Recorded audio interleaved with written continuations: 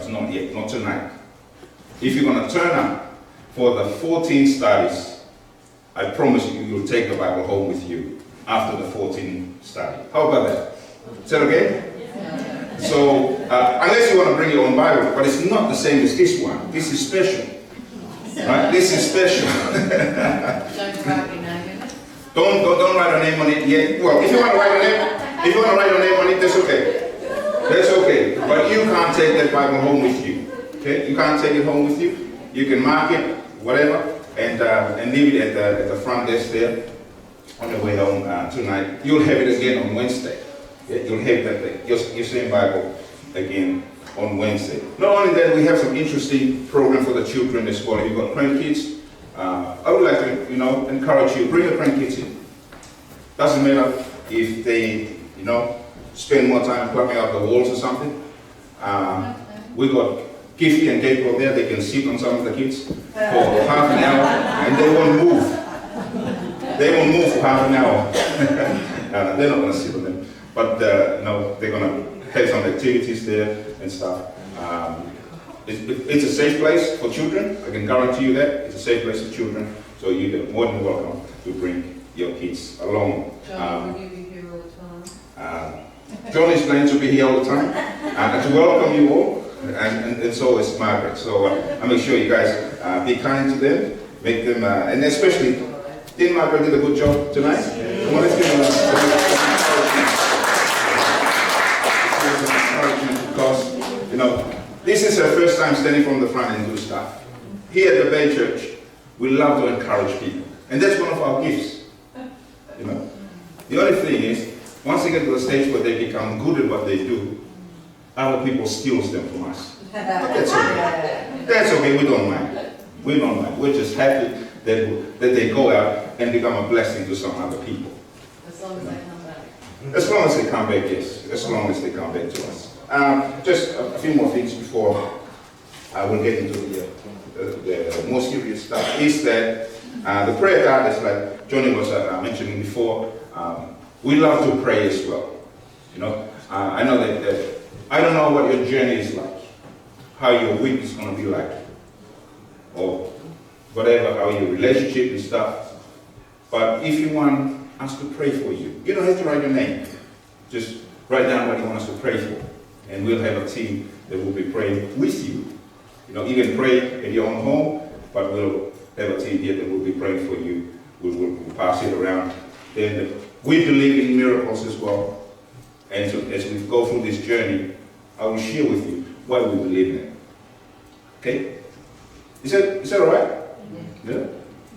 And also, every night, this is, for me, it's one of the most important cards. This is your response card. Your response card, which it helped me do the presentation a little bit more clearer for you to understand. Because there's no point of me standing up here giving you a big, awesome slideshow or whatever, but makes no sense at all to you. Makes no sense at all to you. So this card here is your feedback to the presentation that I'm giving you. Right? So I'd love, if you have any questions or something, you want me to visit you during the weekend, we can go through some stuff that I presented, feel free to mark it. And I tell you what, I show up in people's houses, I have no problem with it. I have no problem with showing up in people's houses. If they want to sit down and discuss something or anything that I presented that is not so clear to your understanding. Okay? Is that all good? Yes. And finally, we'd like to encourage you, please get your registration in, because if you attend for the 14 studies, not only you keep your Bible, but we'll have a special gift for you. Special gift. But if you only attend less than, say, look, I'm going to be fair, right? We're doing 14 studies, but if you make it to 10 studies, you're still going to keep your Bible, and we're still going to give you a gift. Okay? We're just such a graceful group here at the Bay Church. And we love giving stuff away. We give food away for free anyway, so we might as well give other things away as well for free. But we'd like for you to, come for the whole presentation. Stay also for our refreshments. Catch up with me. I'd like to get to know more about you as well. And I'm sure, I know for myself, I'm going to have a wonderful time with you. I hope you do as well. Say good? Okay, let's get into it. Tonight, I wanted to share with you something, maybe most of you who are already have some affiliation with Christianity, about this thing, about the book that you're holding in your hand called the Bible. The interesting thing with the Bible is that it's actually known to be one of the most critiqued books in all the books in the Bibles and in all the books in the world. You know, and for some reason, the funny thing is, I can guarantee that most homes, somewhere, you will find a Bible in it. Right? Whether it's going to be there for decoration or going to be there for a doorstop or just to hold down magazines on the coffee table, whatever. There is a Bible. But for some reason, funny reason is, people don't really take it seriously. Some people even mock it. A lot of skeptics and critics have written the Bible scientific statements. Even though there's scientific in it, even though there's historical materials in it, there's actually astronomical articles in it. It's amazing what the Bible can do. Even some people have tried to burn it. A philosopher has named Voltaire once posted, "I am weary of hearing people repeat the 12 men established the Christian religion." This is what they were actually, this is what this philosopher was actually saying. He continued to say, "But I will prove that one man may suffice to overthrow it." But you know, centuries came and went. What about Voltaire's post? Where's Christianity today? Christianity has become one of the biggest religions in the world today. Right? Voltaire actually was a known philosopher in his day. Centuries come and went. Voltaire's post didn't even happen. Today, there is a Bible stacked with thousands of copies right at the spot where Voltaire was making this prediction. But never in the history of mankind have so many books have been written. Even bookstores was flooded with torrent of books on every imaginable subject. It has been interpreted in so many languages. So many languages. Even in the courthouse, Parliament House, kings and queens do their oaths over this book. What's so special about this book? Well, first, it claims to be inspired by God. Right? This is what it claims to be. It is interesting because it's a very rare claim about the authorship, because most books are written pretty much to not only to present a point of view, but the point of view of who?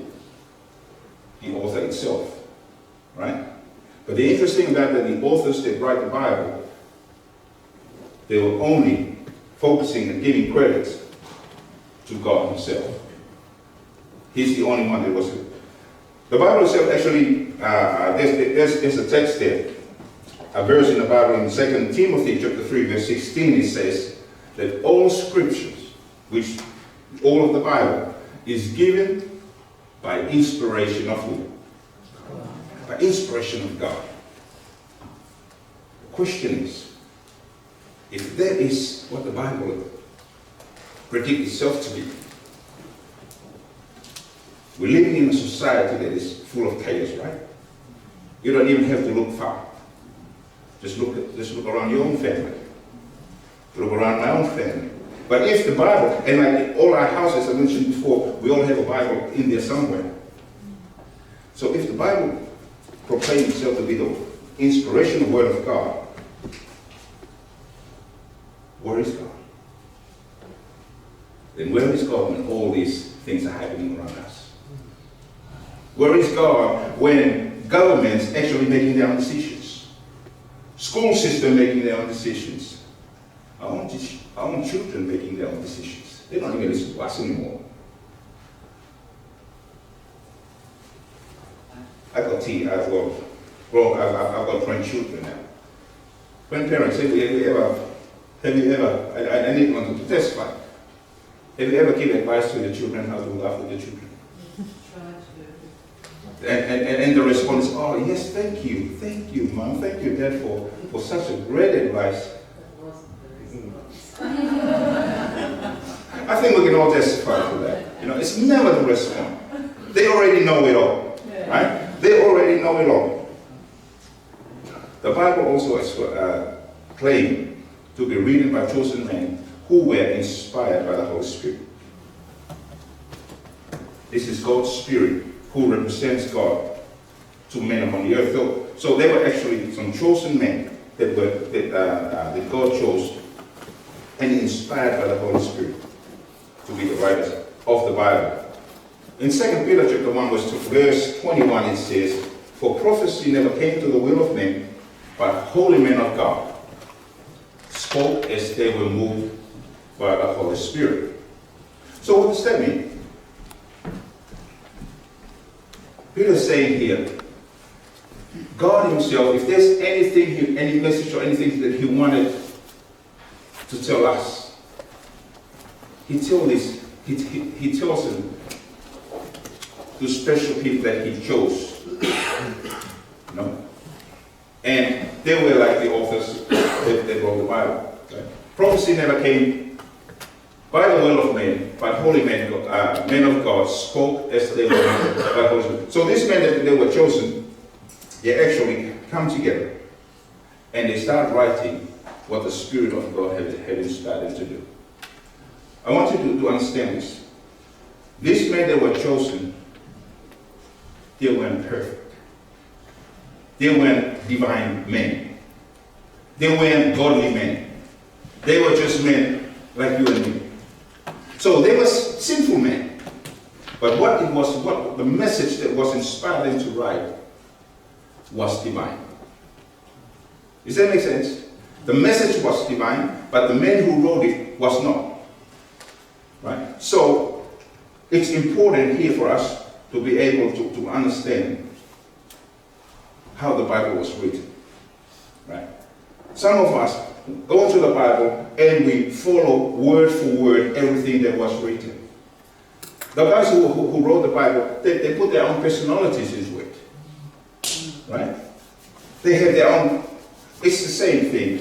I can actually tell Meryl and Kerry to write a story. I'll tell them the same story. Right? You think they will write the same thing verbatim? No. Right? And that's how we ended up with all these different translations. Right? Because some person, this is how they understand. For example, the gospel. Right? When you read in the New Testament, first time I've ever read the gospel was interesting because when I first read the book of Matthew, I read that Jesus died. Then I read the book of Mark, I read that Jesus died again. Then I read Luke, he died for the third time. But then I finally understand that actually they were just all telling the same story, but in their own version and in their own understanding. So, back to what I'm talking about here. Peter was telling us that the Word of God, the prophecy never came to the will of man. Came by their own will of man. They didn't write their own thing, with their own thinking, in their own interpretation, but what has been inspired and moved by the Holy Spirit. And these claims are either true or untrue. Right? They're either true or untrue. But if they are true, then there has to be some kind of authority that the Bible proclaims to be. Yeah? But if it's untrue, well, then it's just another book. Just like every other book that we read. But the interesting thing is, we will find out that even modern scientists historians, astronomers, has discovered amazing facts that prove the Bible is true. And this is what we're going to be talking about tonight. We look at the amazing discoveries, amazing facts that actually prove that what is written here was true. Was true. Because you know what? It was until the 19th century, it was still until the 19th century, little was known about the ancient past except for the biblical record. How we as people today understand what happened in the past, most of them are from the biblical records, biblical history. And it seemed that the past was locked away forever. In 1798, Napoleon, you heard the name? Yes. Napoleon led a military expedition into Egypt. He had 38,000 soldiers. And when they went to Egypt, Napoleon took hundreds of artists, linguists, and scientists to help him better understand the history of this intriguing land. Right? It's because it was such a strange culture, a strange structure, and everywhere he saw the relics of the past, the strange inscriptions, the decorated monuments, and the temple walls, they all wondered, what does these pictures actually mean? Right? They all wonder, what are all these structures meant? So it was a year later, in 1799, that the most significant of all discoveries happened. It was the discovery of the Rosetta Stone. Because with the discovery of the Rosetta Stone, there were actually 3 different messages that was presented in this stone here. And you can see there's one part there of the message, there's a different writing there, and there's a different writing there as well. So what you have at the top there was the hieroglyphic of the Egyptians. You have there on the second, where the what was it called? It was the Greek. It was the Greek language, and which was pretty much easier for most of the scholars at the time to interpret. But they could not understand the first writing, the first inscriptions. So as they were trying to find out, it was until this young Frenchman, I'm not going to even try to pronounce his name. There you go. Yeah, you can call him whatever you just pronounce. He actually came here and started to translate the Greek text. But it was in 1822 that he came and started translating the hieroglyphics. And he told them they are all the same messages, but all in different languages. Right? It was all the same message, but the more the archaeologists did, the more evidence they found to confirm the history and the historical records of past civilization. You see, historians question whether it was the Hebrews who had developed the art of writing. But the author of the first book of Moses, which actually historical evidence has proven that it was the art of writing was even before the Hebrews. Right? It was even before the Hebrews. Because there was another discovery was called the Ebla tablets. And other finds date back far beyond the lifetime of Moses. And the entire libraries have been dug up by the archaeologists that date back centuries before Moses lived, the time that Moses lived. And this proved to be that the art of writing did not exist before the time of Moses. The Ebla tablets also reveal the story of creation, the flood, names and places familiar to all Bible students, names like Abraham, names like Esau, Israel, Sinai, and the 2 sin cities are Sodom and Gomorrah. Right? So it was already mentioned in here, way before Moses. Okay? So way before Moses. And even before the discovery of these tablets, there were no historical references to these cities, and they had been known except for the Bible. It was only the Bible where the name of these cities were ever mentioned. Interesting, isn't it? How the history has actually proven the truth that the Bible has proclaimed it to be. David in the book of Psalms 119 verse 160 says, "The entirety of your word is truth." Right? Even David himself, the well-known king of Israel, proved that the Bible and whatever it teaches, whatever it says, is truth. But how can we know that our Bible today speaks the same message? Hey, one of the issues with Christians today, and also skeptics and critics today, they come out and say, well, the Bible has been translated so many times, so there must be some misprint or something, like Chinese whispers, right? Because if it's been printed so many times, there has to be something wrong. There has to be some misprint. But no other book in history has survived so many perils, yet miraculously come down through the centuries, fully intact like the Bible. It's amazing, because in summer 1947, just recently, a Ghanaian boy looking for a lost gold near the northwest shores of the Dead Sea. He threw a stone, it went through a hole in this cliff, and it hit something. He heard something that smashed inside. It smashed inside. It's like a breaking pottery.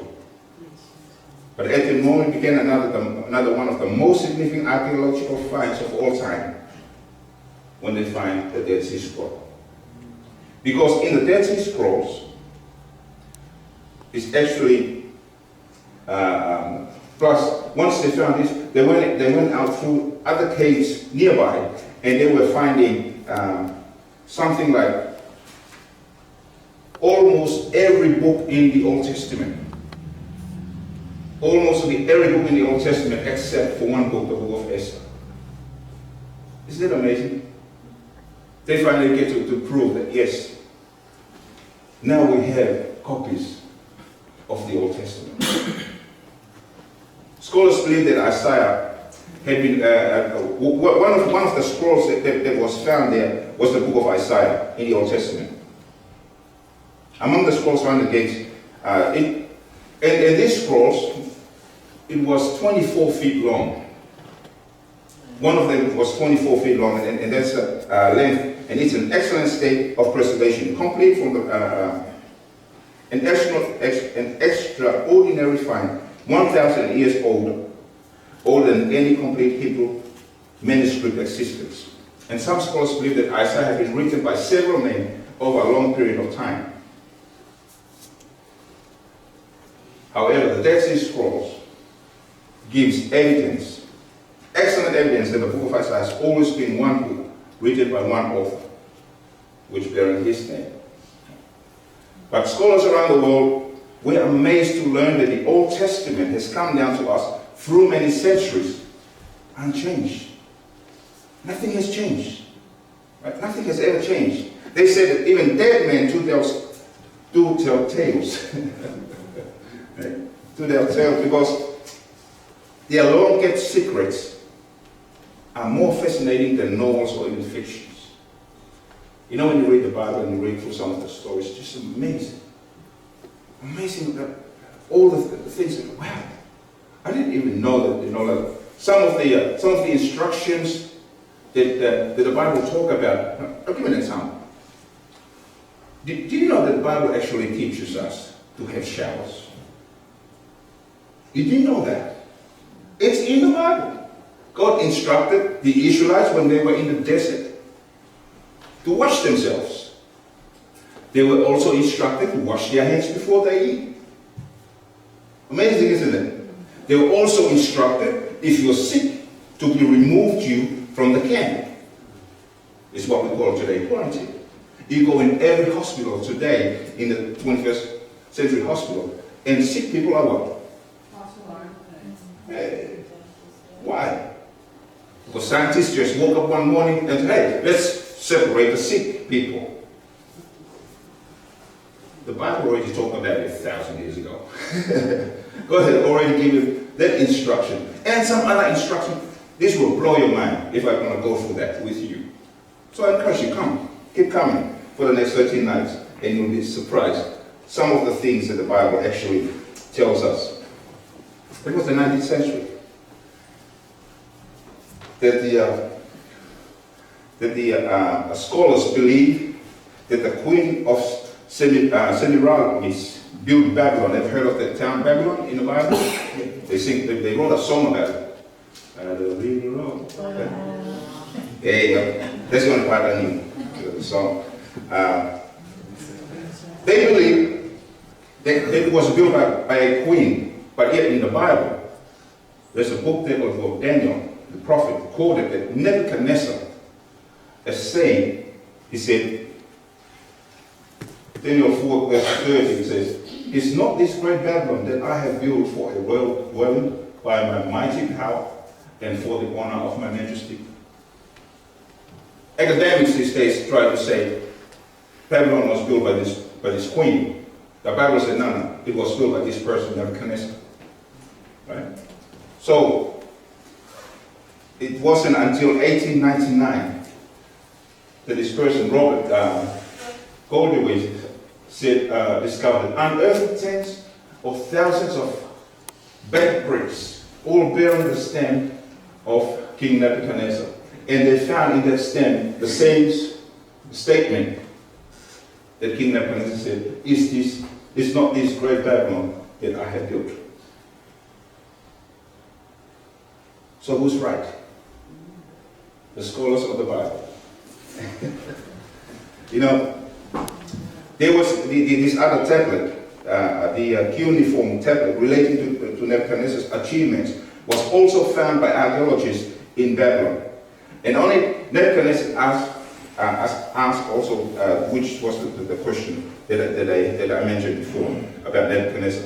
And this tablet here, the East India House inscription, which is now in London, devotes 6 columns of Babylonian writings to a description of a huge building project of Nebuchadnezzar. The spelling can confirm the accuracy of God's word. All these discoveries are all there to support what the Bible has been saying all along. The book of Daniel chapter 12, verse 4, Daniel says, "But you, Daniel, shut up the words and seal the book until the time of the end. Many shall run to and fro, and knowledge shall increase."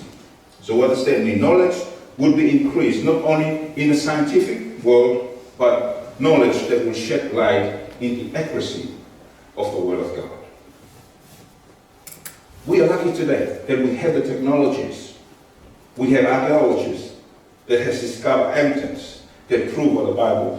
But imagine 50 years ago, maybe a century ago, Christianity must have been struggling to prove the relevance of the Bible without all the resources that we have today, the availability of the resources that we have today. But we, as Christians now, have all this evidence, and yet we still doubt what the Bible is talking about.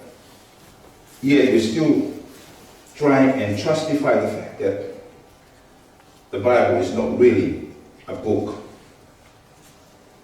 that can do us any good at all. Maybe a book that can put us to sleep at night. Sometimes I tell people, my daughter used to ring me in bed, and it's like late at night, and I said to her, "Why are you still up?" She says, "Oh, I can't sleep." Grab the Bible. I know after a couple of verses, you get knocked out anyway. But that is for people who are not used to reading the Bible. They don't find inspiration from reading the Bible. Well, because reading the Bible should be something that knocks us out. We should be reading the Bible at night because it will keep us up. Well, I read other books so I can go to sleep. I try to stay away from the Bible at night. Well, this is also, knowledge will be increased, not only in the scientific world, but the knowledge that will shed light on the accuracy of God's word. Even bricks and cylinders has also been discovered, tablets, manuscripts that has been discovered, where Bible characters walk in the ancient past. They also tell stories about some of the biblical characters that we also talk about, and we all see in movies, and we all hear about in Sunday school, and all. These manuscripts have been discovered by archaeologists. And the cylinder you see there is now housed in London Museum, proves that Belshazzar, another character in the Babylonian Empire, ruled co-jointly with his father in Babylon, just as the Bible said that it will happen. Another compelling evidence that the Bible is God's inspired word is the book's ability to tell the future. It's amazing. Everything that the Bible has predicted happens. And on Saturday, on Friday night, we will look at amazing predictions that the Bible actually predicted it's going to happen. It already happened. But this is a strange prediction because that prediction is still happening today. It's not complete yet. But that's on Friday night. So don't miss out on Friday night when we look at a special prediction the Bible is talking about. Isaiah, the prophet that we were talking about before, 46, 9 and 10, says, I am God and there is no other. I am God and there is none like me. This is what God says. This is what God says. Ancient times, he goes on to say, from ancient times, things are not yet to come. So, declaring the end from the beginning, from ancient times, things that are not yet done.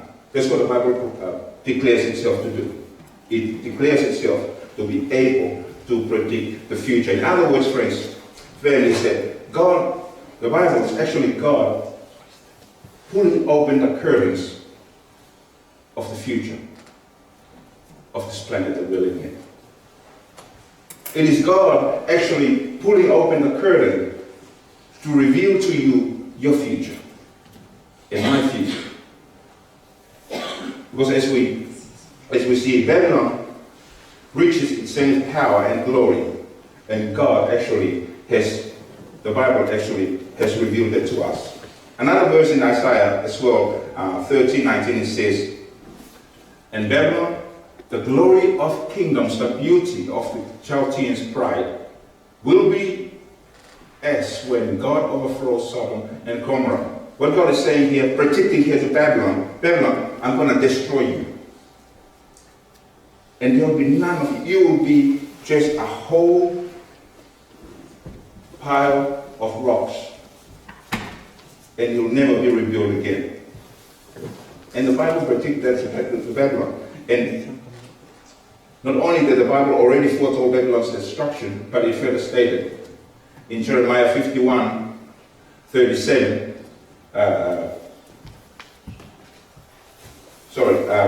Just back to the slide. To the prediction that the Lord has raised up the spirit of the kings of the Medes, for his plan is against Babylon to destroy. Babylon became one of the strongest empires that ruled the world. And you can imagine, when they were up there ruling the world, God had predicted that one day you'll be overthrown by another empire. And when God actually mentioned the name of the city or the town that will overthrow Babylon, way before it happened. It's like me saying Australia is a great nation, but one day Tasmania will overtake Australia. You guys both look at me, you're nuts. That ain't gonna happen.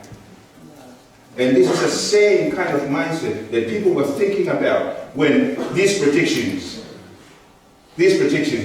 were happening. They said, no way, there is no way that's going to happen. But you know, the Bible not only foretold Babylon's destruction, it also named the person who will rule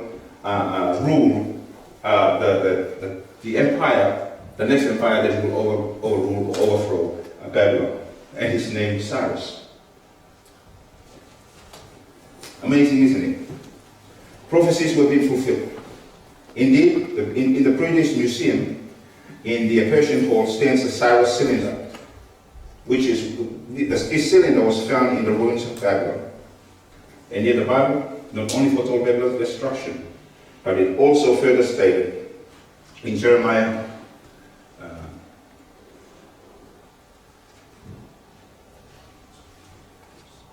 let me get into this slide here. Sorry. Babylon shall become a heap, as I mentioned to you before. So it remains until today. We can but agree that the prophecies of the Bible is true, isn't it?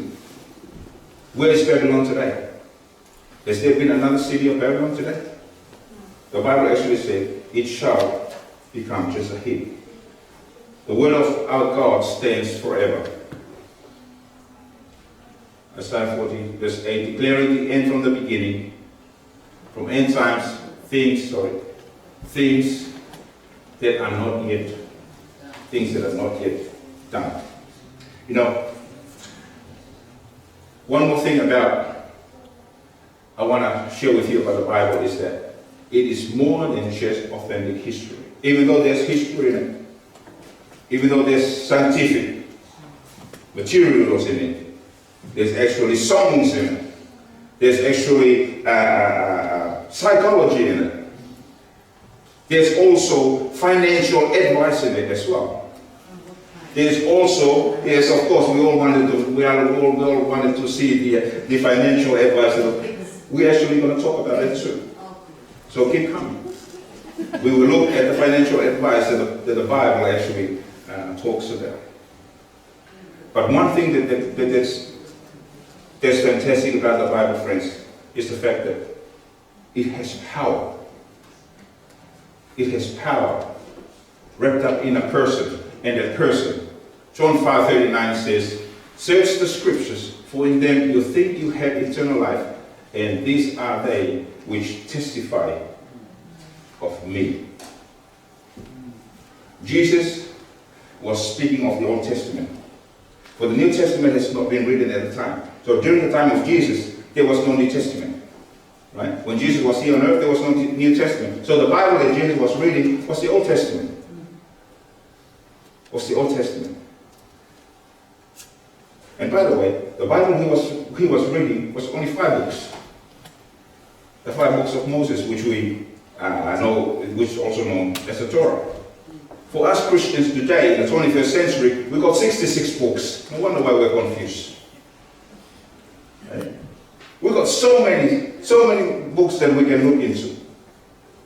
But you know the amazing thing about these 66 books? They only talk about one person. One person only. Luke chapter 24, verse 44 says, these are the words which I spoke to you while I was still with you, that all things must be fulfilled which were written in the law of Moses and the prophets and the Psalms concerning me. The Old Testament prophesied of Christ, and the New Testament tells his life story. Do you get it? The Old Testament prophesied. The Old Testament prophesied of Christ, of the coming Messiah, the Son of God. But the New Testament talked about his life. It's a narrative, it's a historical narrative of the life of Jesus that we can understand today. We get to read about what Jesus was doing, we can read about his mission and the things that Jesus did, which is now our mission as well, as believers and as followers of Jesus. Yes, the power of God's word today can change the hearts of men and women. But God's word can only change those who are willing to accept the man in the book, Jesus Christ. And millions of people have been changed as they study the Bible, including myself. This is the amazing thing about the Bible, because it changes life. Because when you find, and when you get to finally meet the men that the Bible is talking about, most of us knows a lot about the Bible. We can talk, we can recite verses, but if it doesn't change who we are as a person, then all we have is just information. We haven't really met who the Bible really talks about. A story of this man is this young guy named Sam.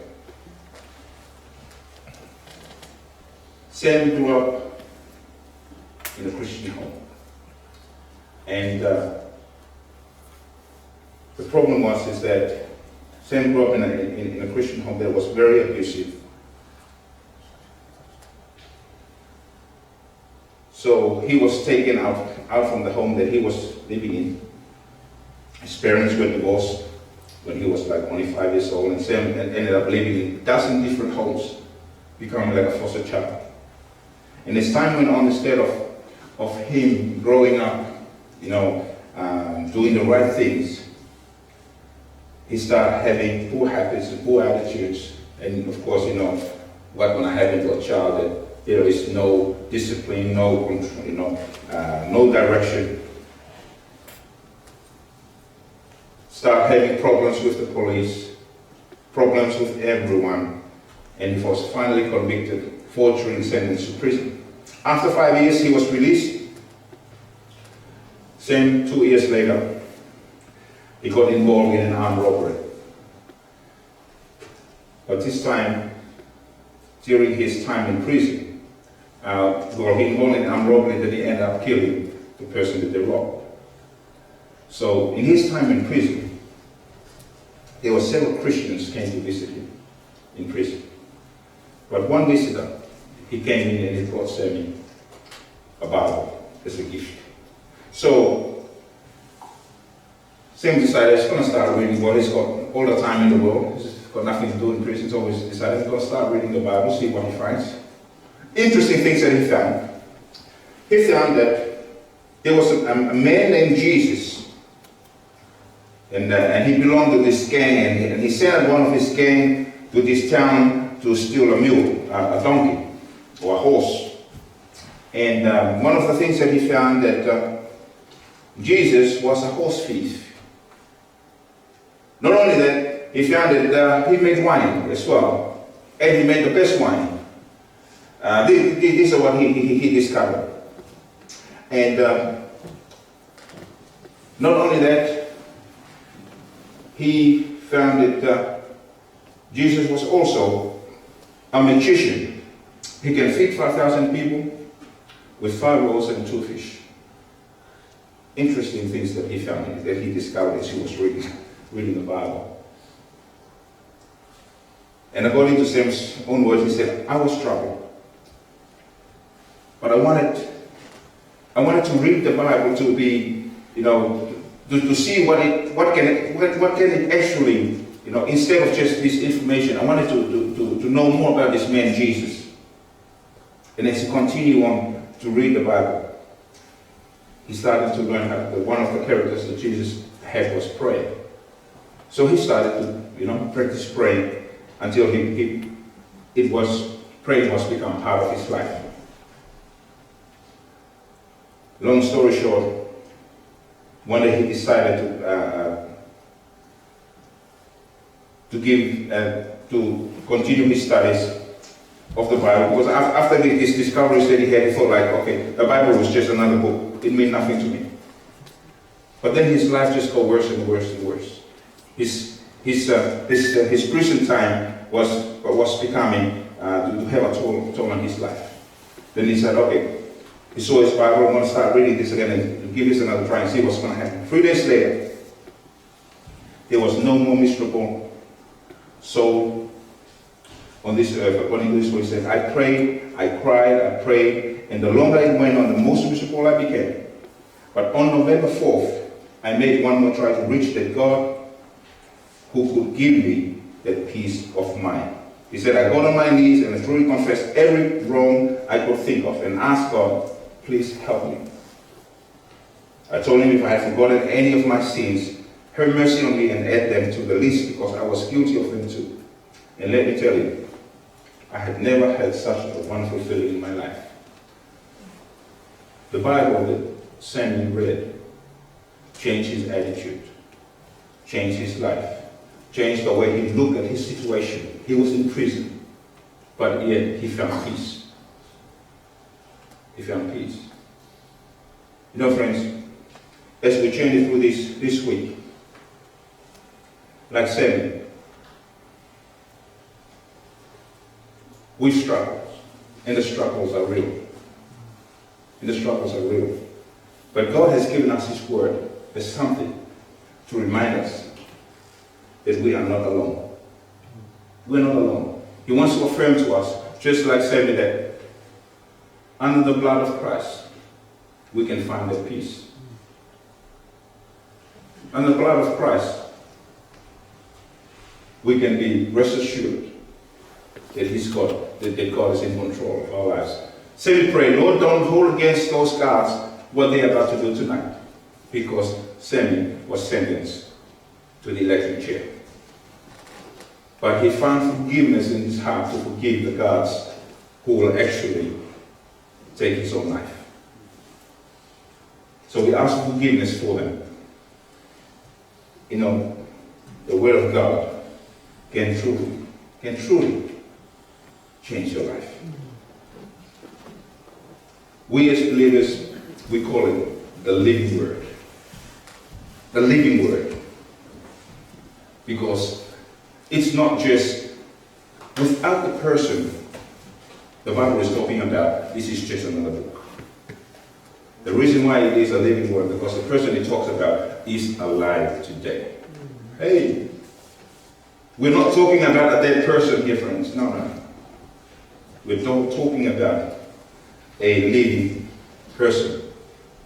2 Timothy chapter 2:15, my last text for tonight says, be diligent to present yourself approved to God, a worker who does not need to be ashamed, but rightly dividing the word of truth. The more we read the Bible, the more we understand. We don't just read it once and we think like we know everything when it talks about. The more you read it, the more it opens up your ear. If you read a book, you can read it 2 or 3 times, it still tells you the same thing. But when you read the scriptures, it doesn't really matter what text that you read. It will open up different, you will see new things. All the time, every time you read it. You read it. So that's my encouragement to you, friends, tonight. For the next 13 nights, this is only going to be our resource. This is only the book that I'll be talking about. I won't be talking about any other book. I'm going to tell you stories from other books, but they're just stories. They're just stories.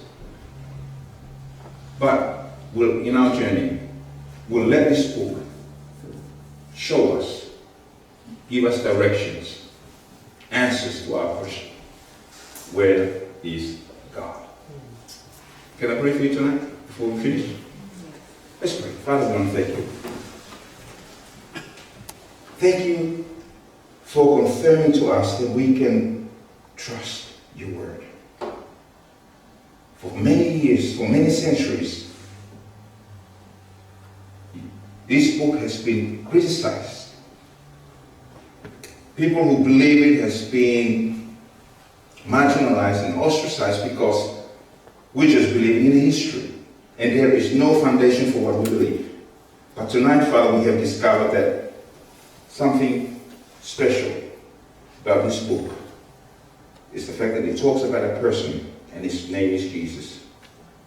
It's a book, Lord, that can change lives. And that's my prayer, that every person here tonight will experience that in our journey. Lord, please take us home tonight to our various places. Thank you for being here. Thank you for helping us understand what we're talking about. This is our prayer in Jesus' name. Amen. Amen.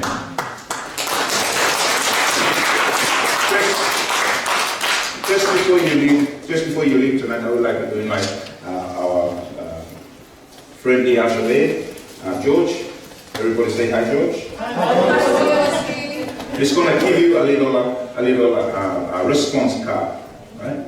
A little response card I want you to just quickly fill, it's got pens as well, quickly look at those response cards. How did you feel about tonight's presentation? You got any question or anything like that, then please just drop that at the desk at the front desk there on your way out, and make your way down to the hall, grab a bite, something, take with you, and we'll see you tomorrow. Sorry, Johnny and Margaret, they have a special announcement that they will come and share with you. Thank you everyone for coming. Go, Margaret. Thank you, Sam, for that really amazing message. I'd just like to invite you all to stay afterwards. We'll like refreshments in the foyer. Yeah, you're welcome to just relax, have something to eat. Maybe introduce yourself to someone who you know before. Yeah, so please stay for refreshments afterwards. Thank you. And a reminder for Wednesday, make sure you invite like a friend if you have a friend that you really want there questioning about who's God and what is this thing Christianity, bring them along. So we'd like to invite you to do that as well. But thank you for coming. Can I just welcome your appetite for Wednesday night? The topic that we're talking about Wednesday night, who is God? Who is God? Right? Because I don't want to elaborate more. Just come on Wednesday and let's talk. God bless you. Fill in those cards and hand them out on your way to the hall for your refreshment.